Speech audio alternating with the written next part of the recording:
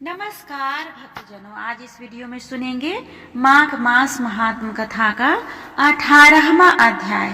श्री वशिष्ठ ऋषि कहने लगे कि हे राजन, मैंने दत्तात्रेय जी द्वारा कहा माघ मास महात्म कहा। अब माघ मास के स्नान का फल सुनो। हे परंतप, माघ स्नान सब यज्ञों, व्रतों और तापों का फल देने वाला है। माघ मास में स्नान करने वाले स्वयं को स्वर्ग में जाते ही हैं, उनके माता और पिता दोनों के कुलों को भी स्वर्ग प्राप्त होता है। जो माघ मास में सूर्योदय के समय नदी आदि में स्नान करता है, उनके माता पिता के 7 कुलों की पीढ़ी स्वर्ण को प्राप्त होती है। माघ मास में स्नान करने वाले दुराचारी और कुकर्मी मनुष्य भी पापों से मुक्त हो जाता है और इस मास में हरि का पूजन करने वाले पाप समुदाय से छुटकर भगवान के सदृश शरीर वाले हो जाते हैं। यदि कोई आलस से भी माघ में स्नान करता है, उसके भी पाप नष्ट हो जाते हैं और गंधर्व कन्याएं राजा के श्राप से भयंकर कल को भोगती हुई लोमस ऋषि के वचन से माघ में स्नान करने से पापों से छूट गई। यह वार्ता सुनकर राजा दिलीप विनय से पूछने लगा कि हे गुरुदेव, ये कन्याएं किसकी थी? उनको कब और कैसे श्राप मिला? उनके नाम क्या थे? ऋषि के वाक्य से कैसे श्राप मुक्त हुए और उन्होंने कहाँ पर स्नान किया? आप विस्तार पूर्वक सब कथा कहिए। वशिष्ठ जी कहने लगे कि राजा, जैसे अग्नि से स्वयं अग्नि उत्पन्न होती है, वैसे ही यह कथा धर्म और संतान उत्पन्न करती है। हे राजन, सुख संगीत नामक गंधर्व की कन्या का नाम विमोहिनी था। सुशीला तथा स्वरवेदी की कुंभरा, चंद्रकांत की सुतारा और सुप्रभा की कन्या चंद्रकांता ने 5 सब समान आयु वाली तथा चंद्रमा के समान काली वाली और सुंदर थी। जैसे रात्रि को चंद्रमा शोभायमान होता है, वैसे ही पुष्प की कलियों के समान खिली हुई यह अप्सराएं थी।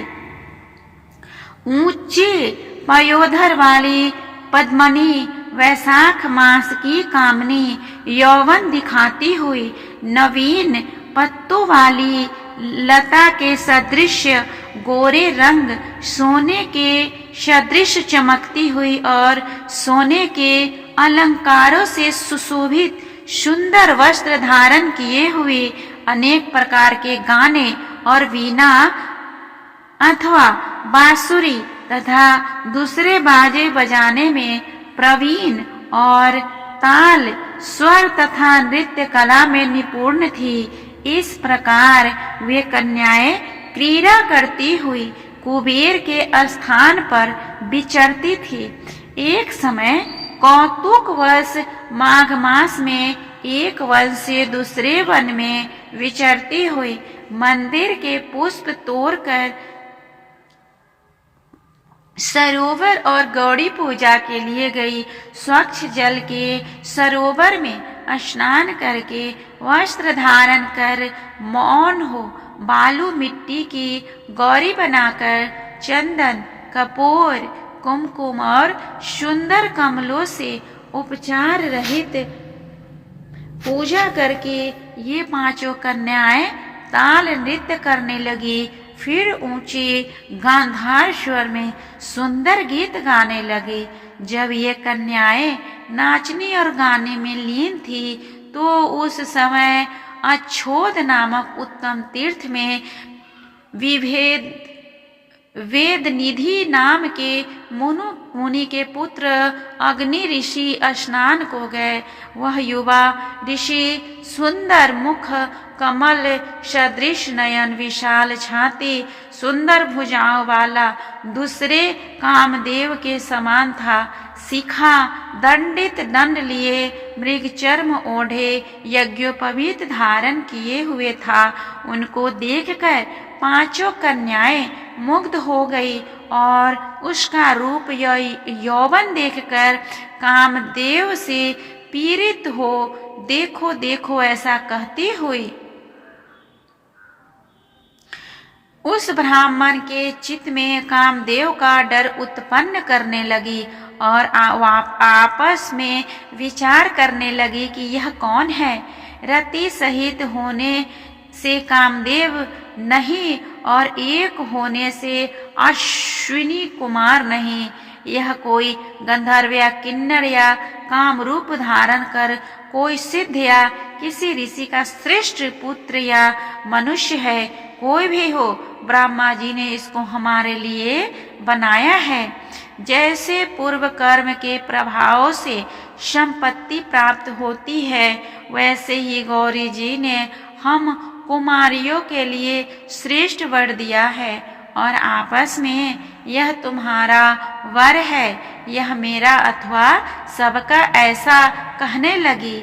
जिस समय उस स्त्री पुरुष ने अपने मध्याह्न की क्रिया करके ऐसे वचन सुने तो वह सोचने लगा कि यह तो बहुत बड़ी समस्या उत्पन्न हो गई है, अथवा ब्रह्मा, विष्णु, महेश आदि देवता तथा बड़े योगेश्वर भी स्त्रियों के भ्रमजाल में मोहित हो गए हैं। इनके तीक्ष्ण बाणों से किसकी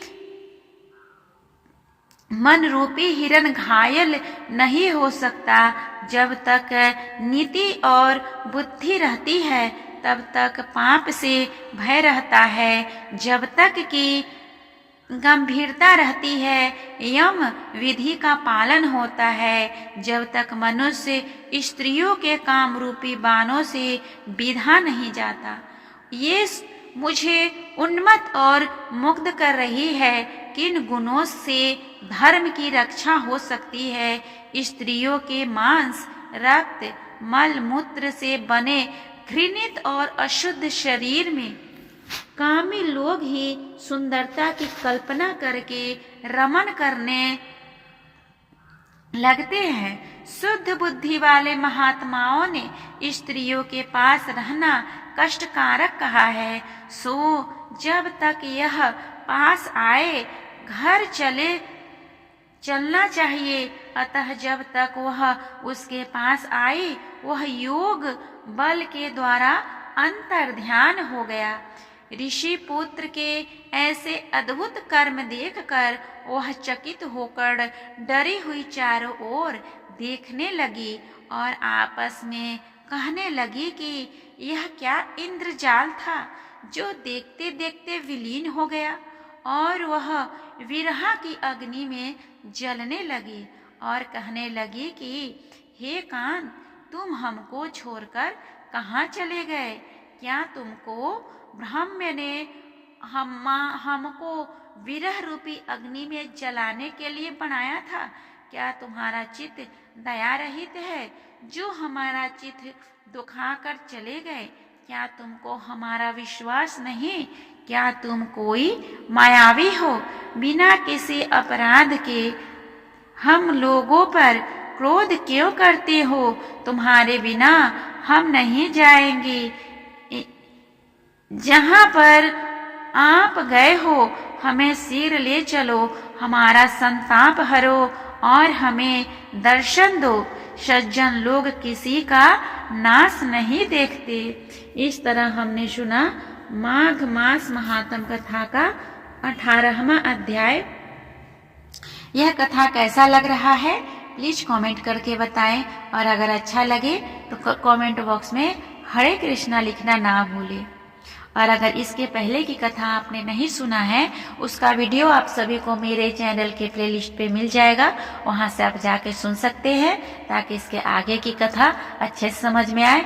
और आगे की कथा पाने के लिए मेरे चैनल को सब्सक्राइब कर ले। तब तक के लिए मिलते हैं अगले वीडियो में। भगवान श्री हरि विष्णु और माया लक्ष्मी आप सभी पे अपनी कृपा बनाए रखे। ओम नमो भगवते वासुदेवाय नमः।